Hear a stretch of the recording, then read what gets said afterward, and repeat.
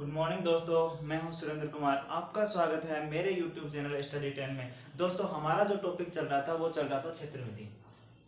दोस्तों हमारा जो टॉपिक चल रहा था वो चल रहा था क्षेत्रमिति। क्षेत्रमिति बोलो तो दोस्तों मेंसुरेशन। ठीक है दोस्तों, मेंसुरेशन में दोस्तों हमने इसको दो भागों में डिवाइड किया था। दोस्तों क्या किया था, पहला भाग हमने 2D और दूसरा भाग हमने 3D में डिवाइड किया। दोस्तों हमने 2D को फिर से दो भागों में डिवाइड किया। दोस्तों यहाँ पे हमने देखा कि पहला भाग हमारा वर्ग था, दूसरा था हमारा बहुभुज। ठीक है दोस्तों, बहुभुज में हमने फिर से दोस्तों इसको दो भागों में डिवाइड किया। पहला था हमारे पास त्रिभुज और दूसरा हमने देखा चतुर्भुज। ठीक है दोस्तों, ये था हमारे पास 2D पोर्शन। दोस्तों हमने 2D पोर्शन में ये जो हमारे पास जो बहुभुज में त्रिभुज चतुर्भुज और ये जो वर्ग है इसका हमने अध्ययन कर लिया था। दोस्तों हमने पिछली क्लास में ये देख लिया था। दोस्तों आज हम शुरू करने जा रहे हैं अपना 3D पोर्शन। ठीक है दोस्तों, 3D पोर्शन को दोस्तों आज हम शुरू करते हैं। ठीक है दोस्तों, मेंसुरेशन में हमारा 3D पार्ट आज हम शुरू करते हैं। दोस्तों 3D पार्ट को भी हम तीन भागों में डिवाइड करते हैं, जिसमें पहला भाग हमारा प्रिज्म, दूसरा हमारा होगा पिरामिड और तीसरा होगा दोस्तों गोला। ठीक है दोस्तों, हमने 3D भाग को तीन भागों में डिवाइड किया, पहला प्रिज्म, दूसरा पिरामिड और तीसरा गोला। दोस्तों प्रिज्म में हम फिर से तीन भागों में डिवाइड करते हैं। प्रिज्म को हम पहले भाग घन भाग में, दूसरा घनाभ और तीसरा जो हमारा होता है दोस्तों वो होता है दोस्तों बेलन। ठीक है दोस्तों, घन बोले तो दोस्तों क्यूब,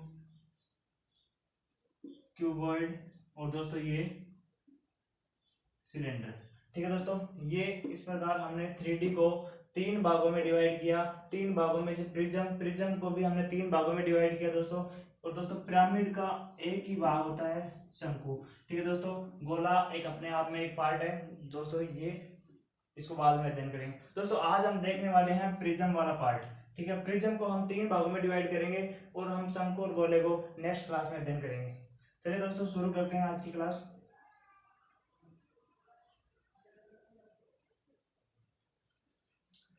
दोस्तों आज की क्लास में हम शुरू करते हैं प्रिज्म। ठीक है दोस्तों, प्रिज्म को दोस्तों हम तीन पार्ट में अध्ययन करेंगे। दोस्तों पहला पार्ट हमारा घन, घनाभ,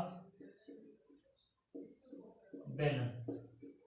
ठीक है दोस्तों, घन, घनाभ और बेलन आज दोस्तों हम इन तीन पार्टों का अध्ययन करेंगे, जिसमें हमारा पहला पार्ट होगा दोस्तों घन।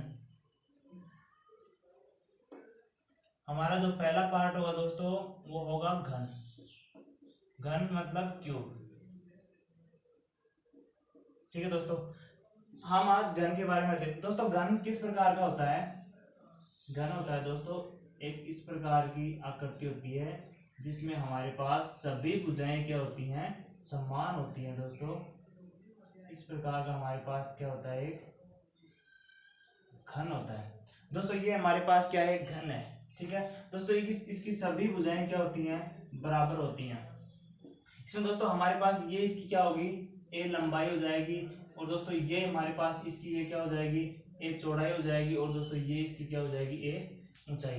दोस्तों हमारे पास ये एक घन है और घन की तीनों भुजाएं हमने इंकित कर दी हैं, ए ए ए। दोस्तों घन की सभी भुजाएं क्या होती हैं, बराबर होती हैं। दोस्तों अब हम देख रहे हैं कि हमारे पास जो घन का हमें जो सामने वाला फलक दिखाई दे रहा है वो एक जो वर्गाकार शीट बन रही है। दोस्तों हम यहाँ पे घन का जो पृष्ठीय क्षेत्रफल देखेंगे, घन का पृष्ठीय क्षेत्रफल, घन का पृष्ठीय क्षेत्रफल क्या होता है दोस्तों, जिस प्रकार हम देखते हैं दोस्तों कि हमने देखा था कि जो एक घन होता है उसके अंदर 6 फलक होते हैं।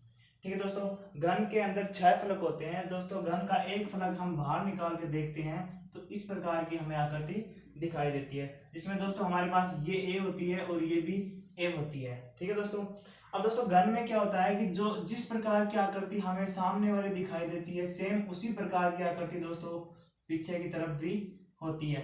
इस प्रकार दोस्तों हमारे पास घन के अंदर क्या होते हैं, 6 फलक होते हैं और दोस्तों प्रत्येक फलक में प्रत्येक भुजा का मान जो क्या होता है, बराबर होता है। ये है दोस्तों। तो इस प्रकार दोस्तों हमारे पास जो 6 फलक होते हैं दोस्तों, हमारे पास पृष्ठीय क्षेत्रफल के लिए हम 6 लिखेंगे। और दोस्तों एक जो भुजा का वो होता है दोस्तों, एक फलक का जो हमारे पास क्षेत्रफल होता है, एक फलक में अगर हम वर्ग में देखें तो हमारे पास एक फलक का जो क्षेत्रफल होता है दोस्तों, वो क्या होता है, भुजा का स्क्वायर होता है दोस्तों। तो हमारे पास इसकी भुजा ए है, यहाँ पे दोस्तों इसका स्क्वायर क्या होगा, ए स्क्वायर। ठीक है दोस्तों, ये हमारे पास दोस्तों आ गया घन का पृष्ठीय क्षेत्रफल।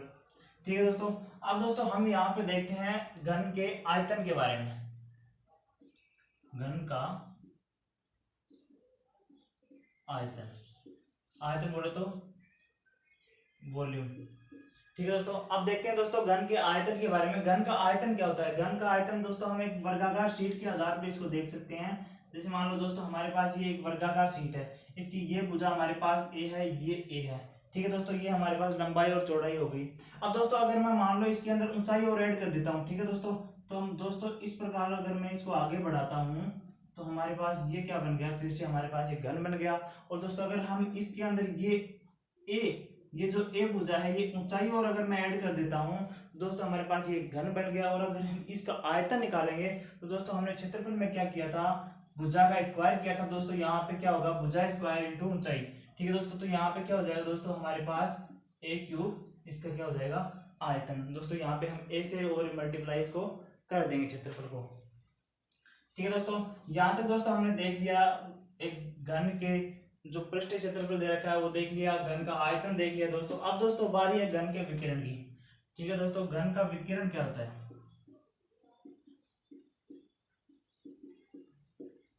घन का विकिरण दोस्तों √3 इंटू ए का मतलब दोस्तों यहाँ पे भुजा। दोस्तों हमारे पास √3a ही क्यों आया, क्योंकि दोस्तों जैसे हमने देखा था कि वर्ग में हमने क्या देखा था, वर्ग में हमने उसका विकिरण देखा था। दोस्तों थोड़ा बड़ा बनाते हैं। हमारे पास ये भुजा ए थी, ये भुजा ए थी। अगर दोस्तों हम यहाँ पे इसका विकिरण खींचते हैं तो दोस्तों हमारे पास इसका विकिरण क्या आता है, जैसे मान लो इसको हम डी मान ले, डायगोनल डी, तो दोस्तों यहाँ पे क्या हो जाएगा, यहाँ पे अगर ये इसका क्या होगा, इस समकोण त्रिभुज में क्या होगा, इसका कर्ण होगा। दोस्तों यहाँ पे डी का मान निकालेंगे तो डी स्क्वायर बराबर ए का स्क्वायर प्लस ये भी क्या होगा, ए का स्क्वायर। ठीक है, और दोस्तों यहाँ से डी का मान निकालेंगे दोस्तों √ ये जो ए और ए जोड़कर क्या हो जाएगा, 2a स्क्वायर हो जाएगा। जहां से क्या होगा, डी बराबर जो 2 है वो √ के अंदर रह जाएगा और a स्क्वायर का क्या हो जाएगा दोस्तों, यहाँ पे a हो जाएगा। ये दोस्तों हमारे पास एक वृत्त का जो क्या आया था, डायगोनल आया था। इसी प्रकार दोस्तों हम अगर यहाँ पे अगर दोस्तों इसके अंदर क्या ऊंचाई और ऐड करते हैं तो दोस्तों हमारे पास ये क्या होता है, यहाँ पे इस प्रकार ये एक a और आ जाएगा यहाँ पे। ठीक है दोस्तों, क्योंकि यहाँ पे लंबाई चौड़ाई और ऊंचाई एक घन में क्या होता है, तीनों होते हैं दोस्तों। तो यहाँ पे अगर हम करेंगे तो यहाँ पे आ जाएगा √3a। ठीक है दोस्तों, इस प्रकार हमने ये घन का जो विकिरण है ये व्युत्पन्न किया है दोस्तों। अब दोस्तों ये हमने देख लिया एक घन का जो पृष्ठीय क्षेत्रफल हमने देख लिया, आयतन देख लिया, उसका घन का विकिरण देख लिया दोस्तों। अगर हमें घन की चार दीवारी का क्षेत्रफल पूछ दिया जाए,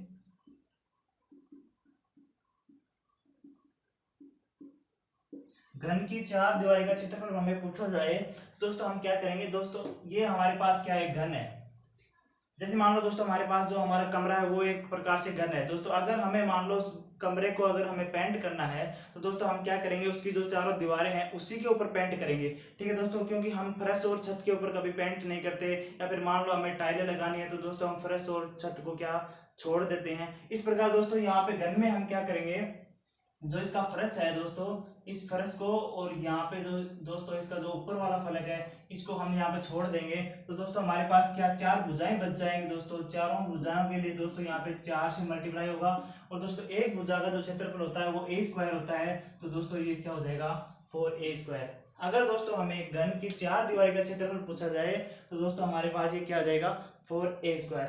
ये तो था दोस्तों हमारे पास एक घन जिसका अध्ययन हमने कर लिया है दोस्तों। ये इस प्रकार का घन है होता है, और जिसका क्षेत्रफल जो पृष्ठीय क्षेत्रफल 6a स्क्वायर होता है, आयतन उसका a क्यूब होता है, और उसका विकिरण √3a होता है। और घन की जो चार दीवारी का क्षेत्रफल होगा वो दोस्तों 4a स्क्वायर होगा। उसके बाद दोस्तों हमारा जो 2 नंबर पॉइंट था वो था दोस्तों घनाभ। घनाभ बोले तो दोस्तों क्यूबॉइड। उसके बाद हमारा जो 2 नंबर पॉइंट है दोस्तों वो होता है घनाभ। ठीक है दोस्तों, ये हमारा जो सेकंड पॉइंट है दोस्तों। घनाभ किस प्रकार का होता है, जैसे मान लो एक आयताकार पट्टी है, ये हमारे पास दोस्तों एक आयताकार पट्टी है दोस्तों, इसका हम क्या बनाएंगे, घनाभ बनाएंगे दोस्तों। इस प्रकार इस संरचना को आगे बढ़ाते हैं।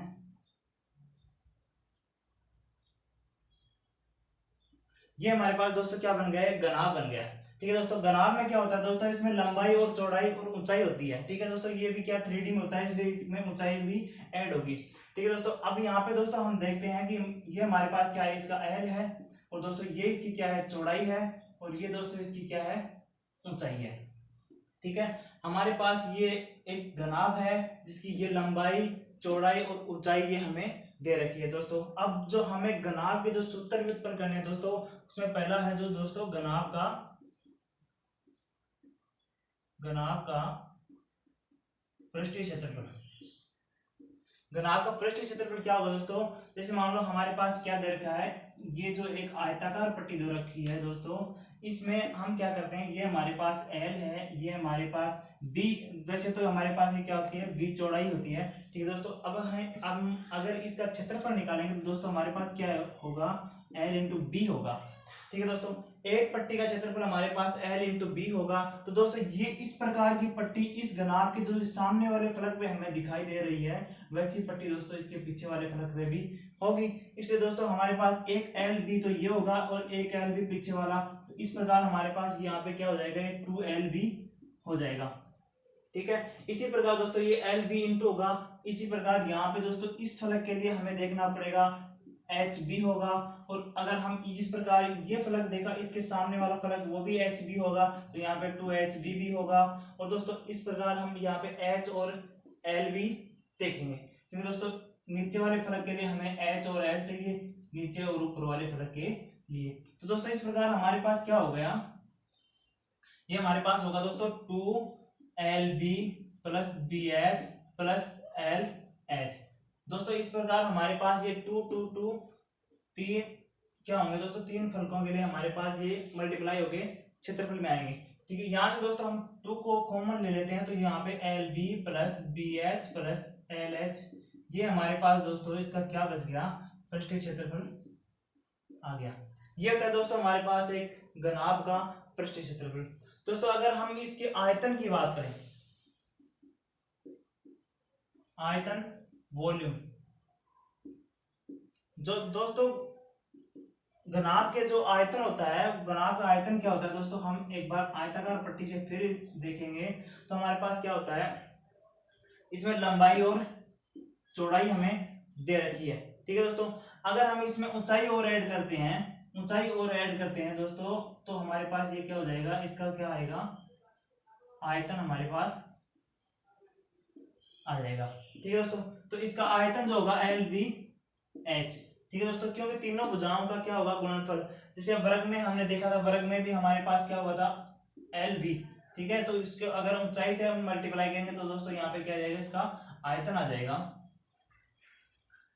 ये दोस्तों हमारे पास का आयतन होगा LBH।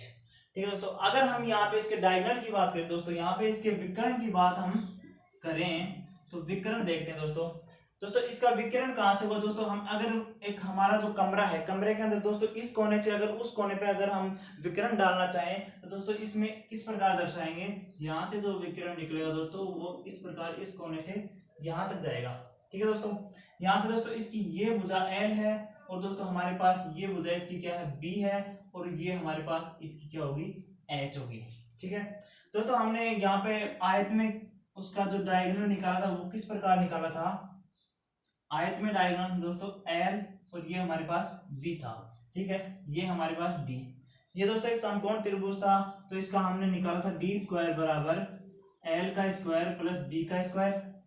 यहाँ से D बराबर under root L square plus B square. ये हमारे पास क्या आया था दोस्तों, आयत के अंदर इसका डायगोनल आया था। तो इसी प्रकार हम यहाँ पे अगर H और ऐड कर देते हैं तो दोस्तों हमारे पास ये जो क्यूबॉइड है, जो घनाभ है, इसका हमारे पास क्या आ जाएगा, डायगोनल आ जाएगा दोस्तों। घनाभ का विकर्ण। ठीक है दोस्तों, घनाभ का विकर्ण क्या होता है दोस्तों, D बराबर under root L square plus B square plus H square.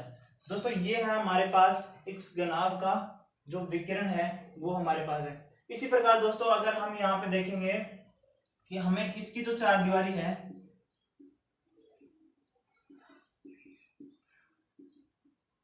ठीक है, इसकी जो चार दीवारी है दोस्तों, सॉरी दोस्तों ये चार दीवारी वाला इसमें नहीं आएगा। ठीक है दोस्तों, यहाँ पे ये हमने देखा दोस्तों घनाभ, घनाभ क्या है दोस्तों, क्यूबॉइड, क्यूबॉइड का हमने ये जो पृष्ठीय क्षेत्रफल निकाला 2LB plus BH plus LH, ये हमारे पास इसका पृष्ठीय क्षेत्रफल आया दोस्तों। और ये इसका आयतन ये LBH होगा, और इसका जो विकिरण है दोस्तों वो L स्क्वायर B स्क्वायर और H स्क्वायर जो हमने निकाल लिया दोस्तों। और दोस्तों नेक्स्ट हमारा जो तीसरा जो बिंदु था वो था दोस्तों बेलन का, बेलन सिलेंडर। हमारा जो तीसरा पॉइंट है दोस्तों वो है दोस्तों बेलन।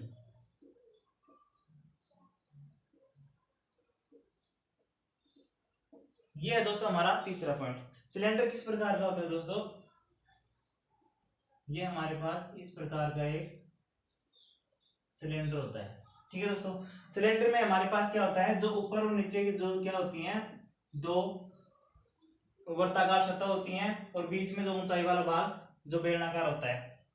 ठीक है दोस्तों, ये हमारे पास एक सिलेंडर है। जो हम यहाँ पे दोस्तों अगर सिलेंडर का या फिर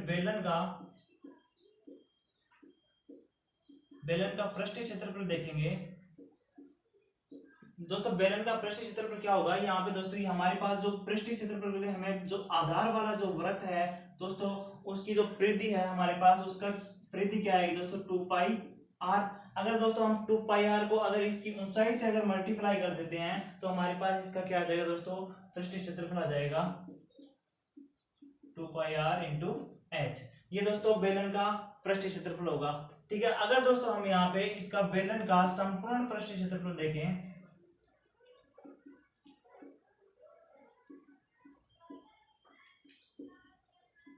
बेलन का संपूर्ण पृष्ठीय क्षेत्रफल दोस्तों हम यहाँ पे देखें तो दोस्तों क्या होगा, जैसे मान लो हमारे पास दो वृत्त दे रखे हैं दोस्तों, एक वृत्त हमारे पास क्या है, ऊपर है, एक नीचे है दोस्तों। ऊपर वाले की वो क्या होगी, परिधि 2πr, और नीचे की क्या होगी 2πr।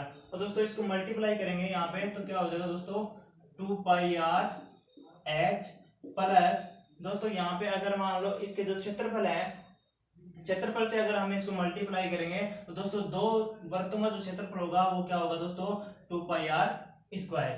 ठीक है, यहाँ पे दोस्तों अगर ये बेलन है, बेलन की जो नीचे वाले वृत्त की और ऊपर वाले वृत्त की जो परिधि है उसको ऐड करके अगर हम दोनों के क्षेत्रफलों को ऐड करते हैं तो दोस्तों हमारे पास ये बनता है, यहाँ से दोस्तों हम कॉमन लेंगे 2πr दोस्तों यहाँ से कॉमन आएगा तो यहाँ पे दोस्तों h बच जाएगा और यहाँ पे क्या बचेगा r। दोस्तों ये हमारे पास क्या है, इसके संपूर्ण पृष्ठीय क्षेत्रफल का सूत्र होता है। ठीक है दोस्तों, ये हमारे पास एक बेलन के संपूर्ण पृष्ठीय क्षेत्रफल का सूत्र है। अब दोस्तों हम देखते हैं कि ये हमारे पास आ गया दोस्तों बेलन के संपूर्ण पृष्ठीय क्षेत्रफल का सूत्र। दोस्तों हम बेलन का आयतन यहाँ पे देखते हैं, बेलन का आयतन। ठीक है दोस्तों, बेलन का आयतन क्या होता है दोस्तों, ये हमारे पास दोस्तों नीचे क्या दे रखा है, अगर मैं दोस्तों ये बेलन है, इस बेलन को दोस्तों मैं इस प्रकार से यहाँ से कट कर देता हूं, अगर बीच में से काट दूं तो दोस्तों मेरे पास ये क्या बन जाएगी, ये एक आयताकार शीट बन जाएगी। ठीक है दोस्तों, अगर मैं इस बेलन को बीच में से काट देता हूं तो मेरे पास ये क्या बन जाती है, एक आयताकार शीट बन जाती है। अब दोस्तों ये जो शीट है इसका जो नीचे वाला भाग है, जो इसका नीचे वाला भाग है दोस्तों वो एक वृत्त की क्या है, परिधि तो है दोस्तों। ठीक है, तो दोस्तों इसका जो क्षेत्रफल होगा वो क्या होगा πr स्क्वायर। ठीक है, और दोस्तों अगर मैं इसको h से मल्टीप्लाई कर देता हूं तो दोस्तों यहाँ पे इसका क्या आ जाएगा, ये πr स्क्वायर h, ये दोस्तों इसका क्या आ गया, बेलन का आयतन दोस्तों यहाँ हमारे पास आ गया। ठीक है दोस्तों, ये हमारे पास इस बेलन का आयतन आ गया। अब दोस्तों हम इससे संबंधित घन और जो घनाभ है उससे संबंधित एक दो क्वेश्चन कर लेते हैं दोस्तों, उसके बाद नेक्स्ट वीडियो में देखते हैं।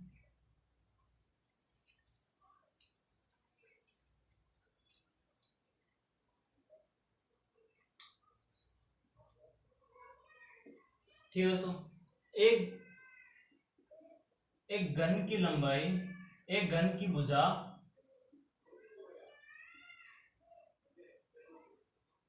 6 सेंटीमीटर हो तो घन का आयतन व पृष्ठीय क्षेत्रफल निकालें, ज्ञात करें। ये दोस्तों हमारे पास एक घन से संबंधित क्वेश्चन है। एक घन की भुजा 6 सेंटीमीटर हो तो घन का आयतन व पृष्ठीय क्षेत्रफल ज्ञात कीजिए।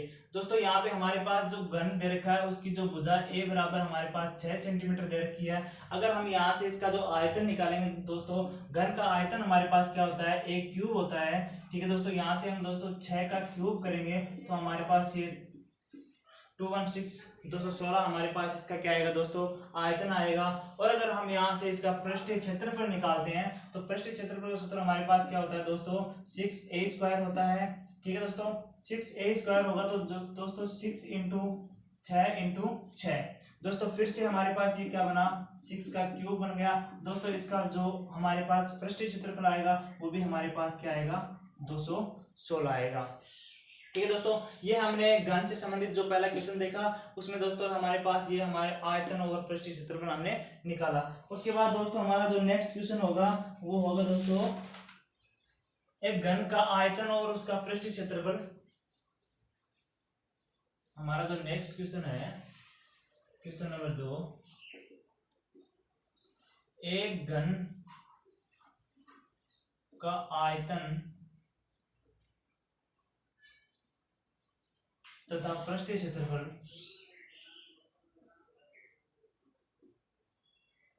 बराबर हो तो घन की भुजा ज्ञात कीजिए।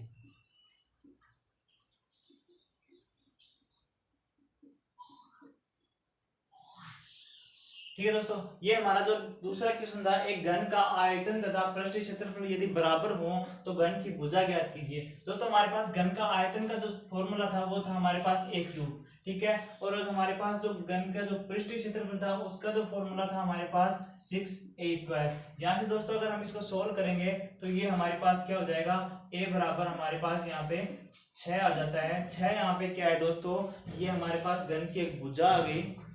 यहाँ से दोस्तों हम इसकी हमारे पास भुजा हमसे पूछी, हमने निकाली। अगर दोस्तों हम यहाँ से इसका जो आयतन वगैरह और क्षेत्रफल निकाले तो दोस्तों हम यहाँ पे a क्यूब और 6a² वाले फॉर्मूले में रख के यहाँ पे हम इसका जो आयतन और इसका पृष्ठीय क्षेत्रफल ज्ञात कर सकते हैं। और दोस्तों अगर इसके डायगोनल की बात हम करें तो √3 इंटू 6√3 हमारे पास यहाँ पे इसका डायगोनल हो जाएगा दोस्तों। ठीक है दोस्तों, ये था हमारा जो लास्ट क्वेश्चन आज का। और दोस्तों मिलते हैं नेक्स्ट वीडियो में। थैंक यू, धन्यवाद।